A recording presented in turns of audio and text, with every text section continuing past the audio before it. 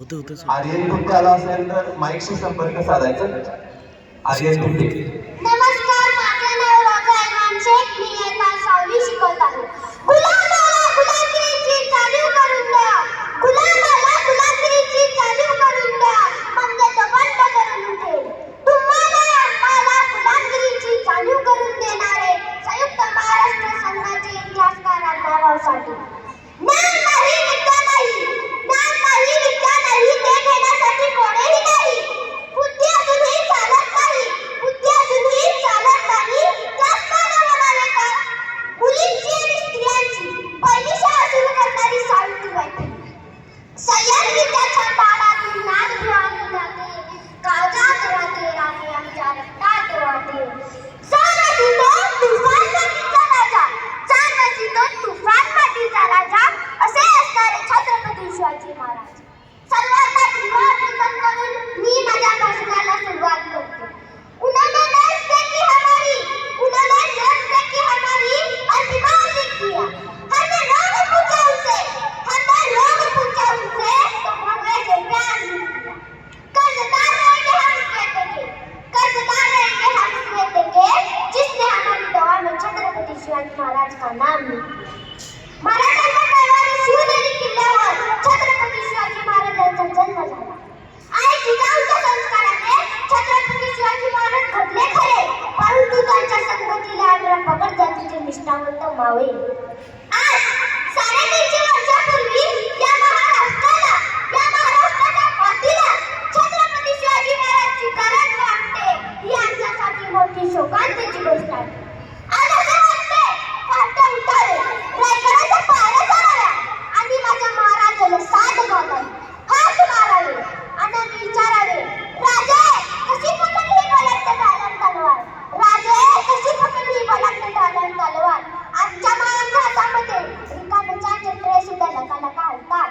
राजा तुम्ही राज्यवेळी स्वराज्यवेळी भारावला होता, पण तुमचा हा मावा दोन गर्लफ्रेंड घेऊन आणि पाण्याची दान बघा कशी पिली रोडगा. राजा कशी सांभाळली तुम्ही ही प्रजा आणि जिजाऊची आण. राजा कशी सांभाळली तुम्ही ही प्रजा आणि जिजाऊची आण. आम्ही म्हणतोय आम्ही दोन आणि आमचे दोन. आमचा उठून चौकोन, चौकोनातला चार दोन, उरलेल्यांना आधार दोन. अशी परिस्थिती झालेली आहे महाराष्ट्रात. राजा तुमच्या काळात आई बहिणीची आबरू लुटली की त्यावेळी तुम्ही त्यांच्या हातपाय कलम केले, पण आमच्या आई बहिणीच्या सुरक्षेसाठी आम्ही त्या कैवारीची शोधाशोध करतो. आज शिवाजीराजे, संभाजीराजे यांचा इतिहास ऐकला प्रत्येक वेळेला आपल्याला वाटते माझ्या भावाने शिवाजी व्हावं, माझ्या भावाने संभाजी व्हावं. पण अगोदर आईला जिजाऊ आणि बाप्पाने शहाजीराजे व्हावं लागतं, शहाजीराजे व्हावं लागतं. आले किती गेले किती उडून गेले भरारा. आले किती गेले किती उडून गेले भरारा. संपला नाही आणि संपणारही नाही माझ्या शुभचा दरारा. कलम नव्हते कायद्यात होते तरी सुखी होती प्रजा. कलम नव्हते कायद्यात होते तरी सुखी होती प्रजा. कारण सिंहासनावर होता माझा छत्रपती शिवाजी राजा. छत्रपती शिवाजी राजांनी त्यांचे विचार आपल्याला दिले आणि त्यांच्या विचारांना आपल्या अडचण धरणे गरजेचे आहे. या निमित्ताने मी तुम्हाला एक छोटंसं उदाहरण सांगते. एक छोटंसं काय होतं, त्याजवळ 2 व्यक्ती राहत होते. सगळ्यात गावात व्यक्ती राहतात, पण ते व्यक्ती नेहमी सर्वांच्या भांडणं लावायचे. एका दिवशी ते एका डोंगरावर जातात आणि एका झाडाखाली बसून बिडी ओढत असतात. बिडी ओढून झाल्यानंतर त्यांच्या मनात एक विचार येतो, आपण या डोंगराला आग लावू.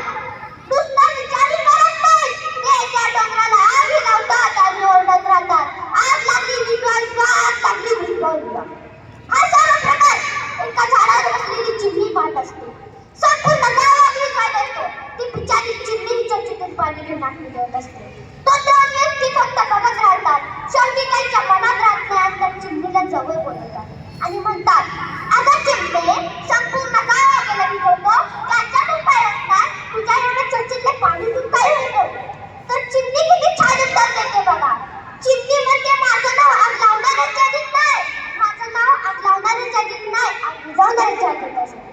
तुम्हीही तुमच्या जीवनात कोणताही कार्य करताना तुमचं नाव आग लावणाऱ्याच्या आगीत नाही, आग विझवणाऱ्याच्या आगीत असेल पाहिजे अशी अपेक्षा करते.